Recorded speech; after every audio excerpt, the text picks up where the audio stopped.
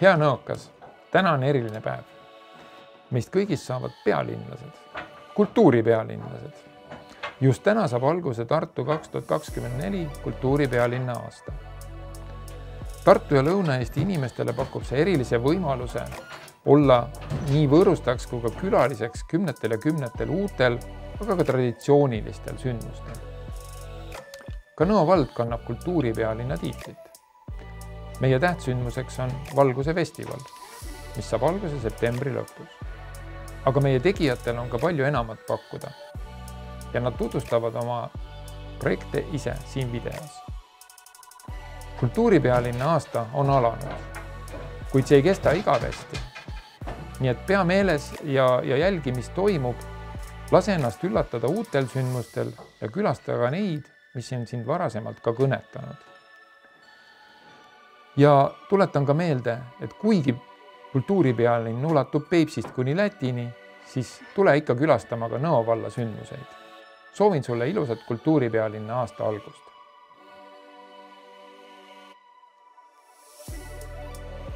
Kümnes Valguse festival on ühtlasi Euroopa kultuuripealinn Tartu 2024 põhiprogrammi osa.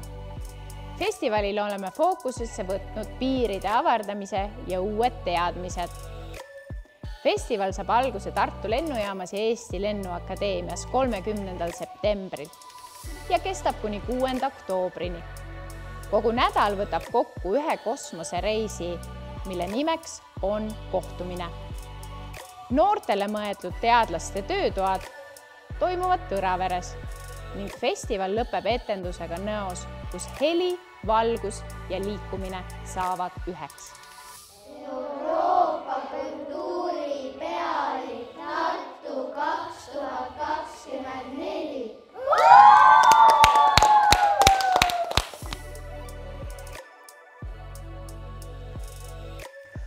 Tere! Mina olen Janar Sarapuu ja kutsun teid Lukke mõisaparki Meelterännakule.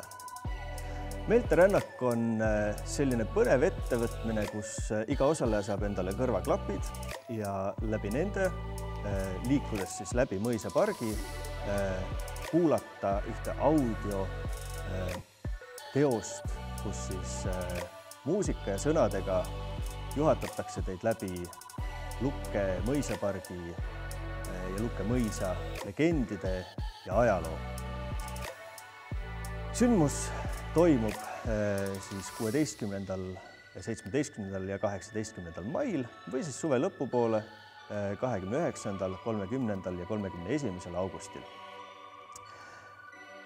Ja kas midagi, seame sammud Lukke mõisapargi poole ja näeme seal.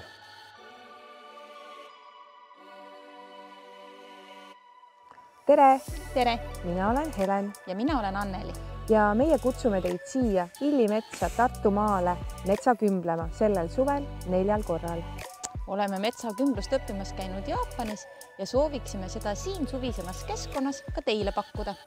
Metsakümbluse mõte on kõigi oma 5 meele aktiivne kasutamine metsaretke jooksul ja sellel suvel kutsume me teid metsa kümblema maikuust augustikuuni iga kuu ühel laupäeval. Tule meiega meelega metsa.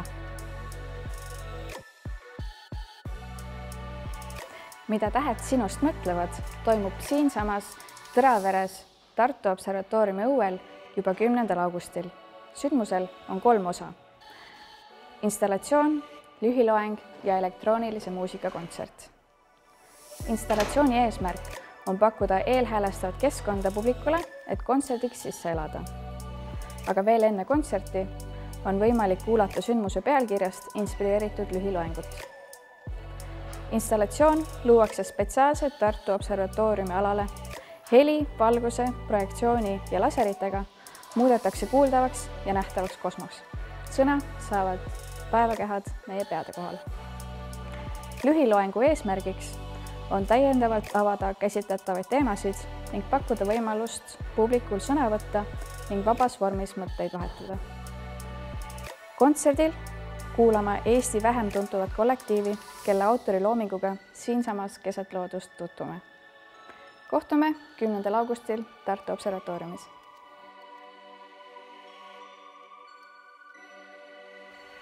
13–18 august toimub Tartu klassikalise kitarri festival.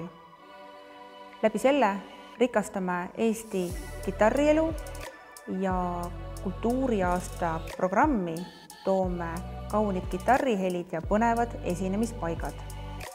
Nõos toimub 3 kontserdit Lukke-Mõisa valitsejamajas, Järiste veinitalus ja Tõravere observatooriumis. Kõikides nendes kohtades pakume peale kauni muusika külastajale ka rikkalikult head atmosfääri ja ka muid programme.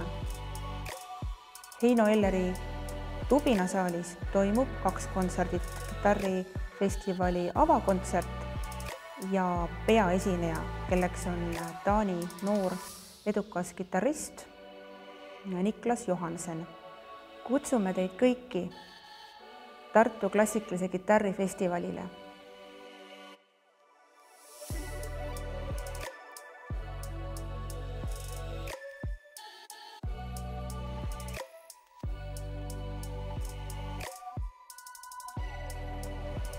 Selle aasta 13. juulil, laupäevasel päeval, on üks asi kindel.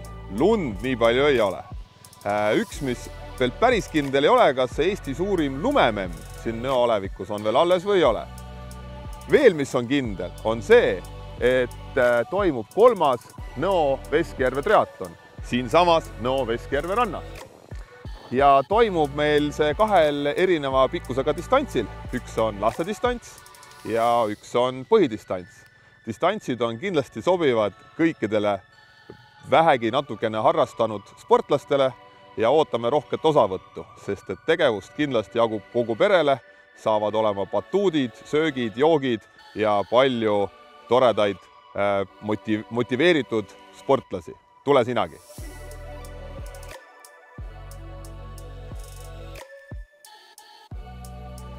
Tõravere keskkond võib argipilgule tunduda üpriski kummastav. Omal ajal keset tühja põldu rajatud teaduslinnak on praegu muutunud moodsaks kosmosekeskuseks keset rohelust ja siin tegutseb Tartu Ülikooli Tartu Observatoorium.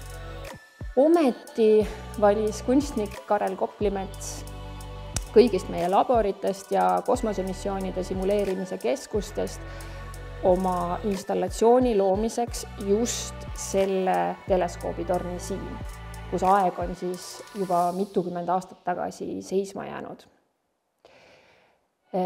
Kareli installatsioon ehitatakse ja avatakse publikule maikuus. Ja see on siis üks 4 Lõuna-Eesti paigast, mis osaleb projektis Kuko Kuubis. Loomeresidentuur Kuko Kuubis on välja kasvanud projektist Kunstnikud kogudes, mis siis ühendab omavahel pärandit ja kaasaegset kunsti.